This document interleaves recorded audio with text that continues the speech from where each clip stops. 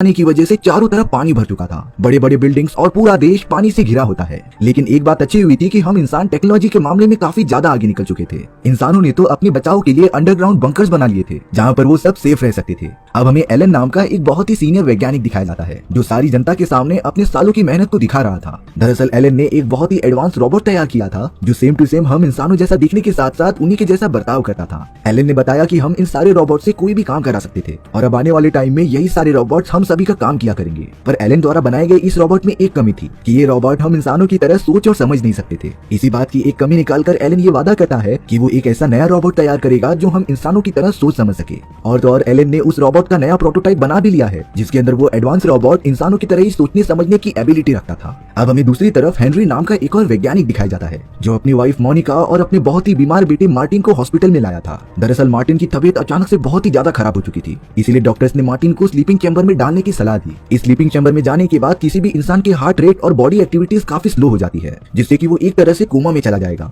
लेकिन इसका यूज करने से इंसानी शरीर में जो भी बीमारी होती थी वो ठीक हो जाती थी। अब अपने दिल पर पत्थर रखकर मोनिका और हेनरी अपने बेटे मार्टिन को उस स्लीपिंग चैम्बर में भेज देते हैं, ताकि कुछ महीनों बाद उसका बेटा मार्टिन ठीक होकर वापस आ जाए। लेकिन मोनिका तो एक अच्छी मदर थी, भला वो अपने प्यारे बेटे से इतने दिनों तक कैसे दूर रह पाएगी। इसीलिए अब एलन, जो कि हेनरी के साथ ही काम किया करता था, उसने अपने एडवांस रोबोट के प्रोटोटाइप को हेनरी को यूज करने के लिए कह दिया, क्योंकि वो robot same to same Martin जैसा ही दिखता था और अगर जब तक मार्टिन वापस नहीं आ जाता तब तक मोनिका इसे यूज कर सकती थी। ये वही रोबोट होता है जिसके अंदर इंसानों की तरह सोचने समझने की एबिलिटी होती है। उस एआई एडवांस रोबोट का नाम एडम था, जो अब मोनिका के घर में रहकर उसकी देख रेख करेगा। अब हेनरी यहाँ पर अपनी वाइफ मोनिका को कुछ कमांड बता रहा था, जिससे कि वो एडम को कंट्रोल कर सकती थी। दरअसल एडम को इस तरीके से डिजाइन किया गया था कि अगर वो किसी एक फैमिली के साथ जुड़ जाएगा तब वो सारे इमोशंस और फीलिंग्स उसके माइंड में हमेशा के लिए रहेंगी, और अगर एडम को कुछ दिनों तक ट्राई करने के बाद भी वो उन्हें नहीं जमता तब एडम को वापस कर दिया जाएगा। लेकिन इसके बाद एडम किसी और फैमिली के लिए यूज में नहीं आ पाएगा, जिसका मतलब ये था कि उस समय एडम को डिसमेंटल करके उसे डिस्ट्रॉय करने की परमिशन दे दी जाएगी। हालांकि शुरुआत में मोनिका एडम को अपने बेटे के रिप्लेसमेंट में एक्सेप्ट ही नहीं कर पा रही थी,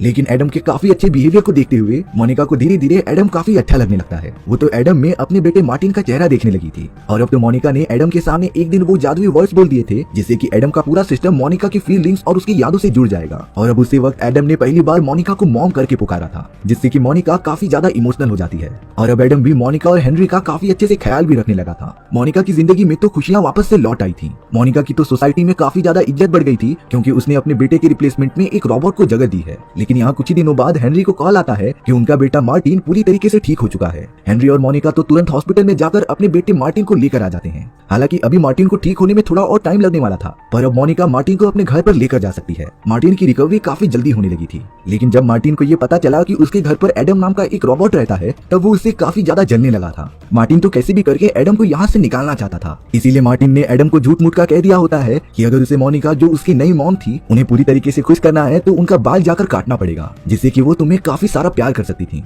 एडम को इन सारी चीजों के बारे में बिल्कुल भी आइडिया ही नहीं था, इसीलिए वो मार्टिन की बातें मानकर चला जाता है मोनिका के बाल काटने के लिए। लेकिन जैसे ही एडम ने मोनिका के थोड़े से बाल काटे, तभी हेनरी और मोनिका उठकर एडम के ऊपर काफी गुस्सा होने लग जाते हैं। एडम तो सिर्फ इतना कहता है कि वो तो सिर्फ मोनिका का प्यार चाहता था। हेनरी एडम की इस हरकत से बहुत ही ज्यादा गुस्सा होता है। उसने एडम को लास्ट चांस दिया था कि अगर उसने ऐसा फिर से किया तो वो उसे उसकी कंपनी को वापस लौटा देंगे। अब धीरे धीरे एडम बाकी बच्चों के साथ बाहर निकलकर खेलने भी लगा था। यहाँ एक दिन मार्टिन और उसके कुछ दोस्त मिलकर एडम को छेड़ रहे थे। वो तो लिटरली एडम के हाथ पर चाकू रखकर ये देख रहे थे कि वो रोबोट है कि नहीं, और क्या रोबोट्स को भी चोट लगने पर दर्द होता है कि नहीं। लेकिन यहाँ एडम के सिस्टम में ये सारा प्रोग्राम किया गया था कि अगर उसके ऊपर कोई हमला करने की कोशिश करे तब वो अपने आप को बचा सके। इसीलिए अब एडम अपनी प्रोटेक्शन के लिए मार्टिन को पकड़ लेता है और पानी के अंदर कूद जाता है, जिससे कि वो मार्टिन को एक शील्ड की तरह यूज कर सके और अपने आप को प्रोटेक्ट रख सके। इन सारी चीजों की वजह से मार्टिन का दम घुटने लगा था, लेकिन सही टाइम पर हेनरी ने मार्टिन को पानी से बाहर निकाल लिया, जिससे कि उसकी जान बचने से बाल बाल बच गई। और अब एडम की इस आक्रामक बिहेवियर को देखकर हेनरी ने ये डिसाइड किया कि वह एडम को वापस कंपनी में डिसमेंटल होने के लिए भेज देगा। हालांकि एडम अपनी मदर मोनिका को छोड़कर कहीं भी नहीं जाना चाहता था,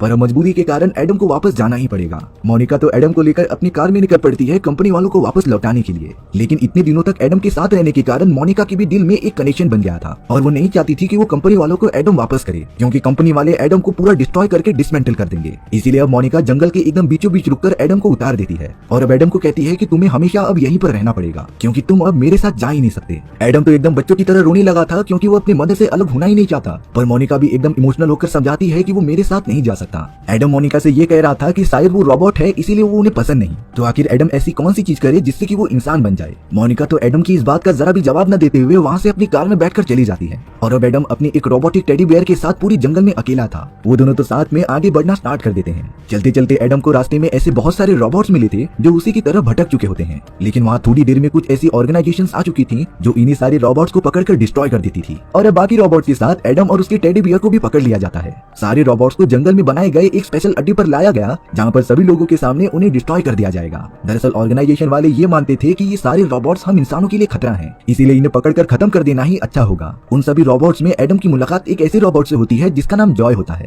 जॉय के ऊपर आरोप था कि उसने एक आदमी का बेरहमी से कत्ल किया है, इसीलिए वो सब एडम और जॉय को साथ में ही सजा देने वाले थे। लेकिन वहाँ पर मौजूद सारे लोग जब एडम को देखते हैं तब एडम के बिहेवियर से उन्हें ये अंदाजा हो गया था कि एडम कोई रोबोट नहीं है, इसीलिए अब सारे लोग एडम को प्रोटेक्ट करते हुए मैदान में आ गए थे, जिससे कि वो ऑर्गेनाइजेशन वालों को इस बच्चे को कत्ल करने से रोक रहे थे। मौके का फायदा उठाकर जॉय और एडम वहाँ से सही सलामत बाहर निकल जाते हैं। एडम ने जॉय को बताया कि वो अपनी मदर मोनिका के पास जाना चाहता है, लेकिन अब एडम अपनी मदर के पास तभी जाएगा जब वो पूरी तरीके से इंसान में कन्वर्ट होगा, और उसे इंसान में कन्वर्ट करने का काम नीली परी ही कर सकती है, जो पृथ्वी पर ही एक बहुत ही अनोखी प्लेस पर मौजूद थी। इसके बाद जॉय एडम को लेकर एक बहुत ही एडवांस सिटी में आ जाता है जहाँ पर काफी सारी टेक्नोलॉजीज मौजूद थी। जॉय ने एडम को एक होलोग्राम के सामने रख दिया जो सारे सवालों के जवाब दे सकता था। ये सेम टू सेम हमारे गूगल जैसा होता है, लेकिन एक लेवल अप वाला। एडम ने जब उस होलोग्राम से पूछा कि वो इंसान कैसे बन सकता है, तब जाकर उस बूढ़े होलोग्राम ने बताया कि एलन नाम का एक बहुत ही बड़ा वैज्ञानिक तुम्हारी मनोकामना पूर्ण कर सकता है। एडम को ये बात बिल्कुल नहीं पता होती कि एलन वही वैज्ञानिक है जिसने कि उसे बनाया है। जॉय कह रहा था कि एलन मैनहट्टन शहर में रहता है, लेकिन ग्लोबल वार्मिंग काफी बढ़ने की वजह से मैनहट्टन शहर आधा पानी में डूब चुका है, पर फिर भी एडम एलन के पास जाना चाहता था। इसीलिए जॉय अपने एडवांस हेलीकॉप्टर में बिठाकर एडम को लेकर चला जाता है। कई घंटे तक सफर तय करने के बाद वो सब मैनहट्टन में पहुंच चुके थे, जहाँ की पूरी बिल्डिंग्स आधी डूब चुकी थी। अब उस वैज्ञानिक के बिल्डिंग में पहुंचने के बाद जॉय एडम को अकेले ही आगे जाने के लिए कहता है।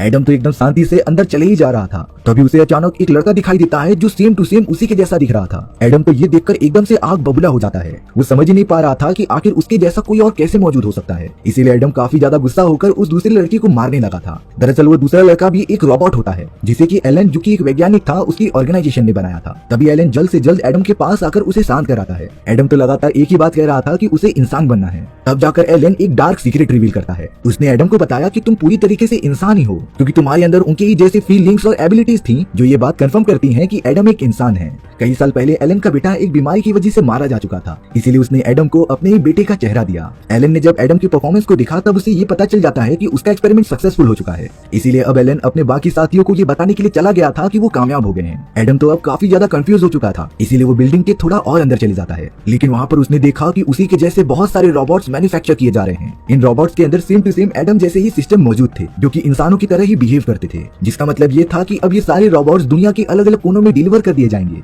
एडम तो ये सारी चीजें देखकर एकदम टूट सा गया था, क्योंकि एडम को इससे पहले लगता था कि इस पूरी दुनिया में सिर्फ वही एक रोबोट है जो इंसानों की तरह सोच और समझ सकता है, लेकिन अब इतने सारे रोबोट्स के बनने के बाद उसका वजूद एकदम ना के बराबर था। एडम को तो अपनी जिंदगी पर ही रोना आने लगता है। उसी के जैसे इतने सारे रोबोट होने की वजह से अब तो उसकी मॉम किसी को भी अडॉप्ट कर सकती थी, इसीलिए एडम अपनी कोई भी जरूरत ना समझते हुए पानी के अंदर कूदकर अपनी जान देने चला जाता है। एडम पूरी तरीके से सारी होप हार चुका था, लेकिन यहाँ पानी के थोड़ा और अंदर जाने के बाद एडम को कुछ अजीब सा दिखाई देता है। एडम तो ये सारी चीजें देखकर एकदम शॉक ही रह गया था, लेकिन यहाँ अगले ही मोमेंट में जॉय ने एडम को पानी से बाहर निकाल लिया था, क्योंकि जब एडम पानी में जंप लगा रहा था तब जॉय ने उसे देख लिया होता है, इसीलिए जॉय ने एडम की मदद की। एडम यहाँ पर जॉय को बताता है कि उसने पानी के अंदर नीली परी को देखा था और अब वो उसके पास जाना चाहता है अपने सवालों का जवाब ढूंढने के लिए, लेकिन उस जगह पर वो सारे ऑर्गेनाइजेशन के लोग आ गए थे जो रोबोट्स को पकड़कर उन्हें जान से मार देते थे। जॉय एडम को किसी भी कीमत पर बचाना चाहता था, इसीलिए वो एडम को अपने एडवांस स्पेसक्राफ्ट में बिठाकर पानी के अंदर भेज देता है, लेकिन बदकिस्मती से वो सारे ऑर्गेनाइजेशन के लोग जॉय को अपने साथ पकड़कर वहाँ से चले जाते हैं। एडम तो जॉय की स्पेसक्राफ्ट की मदद से, जो अब एक सबमरीन बन गई थी, पानी की गहराई में काफी अंदर जाता जा रहा था। तभी एडम के सामने वही नीली परी आ जाती है, लेकिन रियलिटी ये था कि वो कोई नीली परी नहीं होती बल्कि एक नॉर्मल स्टैचू होती है। एडम तो लगातार उस नीली परी से बात करता जा रहा था, लेकिन वो उसे कुछ रिप्लाई ही नहीं देती, लेकिन एडम को विश्वास था कि नीली परी उसे जवाब जरूर देगी। कई घंटे इसी तरीके से वेट करते हुए निकल जाते हैं। वो पूरी जगह एक अम्यूजमेंट पार्क थी जो अब पानी के अंदर डूब चुकी होती है। तभी वहाँ पर एक बहुत ही बड़ा झूला एडम और उसकी सबमरीन के ऊपर गिरने लगा था। एडम चाह कर भी वहाँ से बाहर ही नहीं निकल पाता और अब एडम अपने टेडी रोबोट के साथ सबमरीन में फंस चुका था। इसके बाद हमें कई हजार साल बाद का सीन दिखाया जा रहा था, जहाँ पूरी पृथ्वी पर आइस एज चालू हो गया था। पृथ्वी का वातावरण चेंज होने की वजह से इंसानों का नामो निशान मिट चुका होता है। अब तो अर्थ पर कुछ एडवांस एलियन स्पीसीज रहा करती थी जो इंसानों के बारे में और भी पता लगाने की कोशिश करते रहते हैं। यहाँ कुछ एलियंस के ग्रुप को एडम की सबमरीन मिली थी जो कई हजार सालों से बर्फ के अंदर दफन होती है। एडम को बाहर निकालने के बाद वो सारे एलियंस उसे काफी जोरदार झटका देते हैं, जिससे कि एडम इतने सालों बाद भी उठ चुका था, क्योंकि वो एक इंसान नहीं बल्कि रोबोट होता है। इसके बाद एडम एलियंस से कुछ बातें करने की कोशिश कर रहा होता है, लेकिन एलियंस एडम की कोई भी बात समझ ही नहीं पा रहे थे। इसलिए अब एडम क्या कहना चाहता है ये जानने के लिए वो सारे एलियंस एलियंस एडम के दिमाग को पढ़ना स्टार्ट कर देते हैं, जिससे कि उन्हें इंसानों के बारे में सारी चीजें पता चल गई थी। और तो और एडम क्या चाहता है ये भी उन्हें पता चल गया था। इसीलिए उन एलियंस ने अपनी नई टेक्नोलॉजी की मदद से ये डिसाइड किया कि वो एडम की मॉम को वापस लेकर आ जाएंगे। एडम के उस रोबोटिक टेडी बेयर के पास मोनिका के कुछ बाल अभी भी मौजूद थे, जिससे कि एडम ने ही काटा था। और अब मोनिका के डीएनए की मदद से एलियंस का काम काफी ज्यादा आसान हो जाता है। कुछ ही घंटों के अंदर एडम अपनी बहुत ही प्यारी मॉम मोनिका से मिल रहा था। एडम अपनी मॉम को वापस से पाकर काफी ज्यादा खुश होता है और अब वो दोनों इस मोमेंट को अच्छे से एंजॉय करने लगे थे। एडम को अपनी मॉम के प्यार के अलावा और कुछ भी नहीं चाहिए था।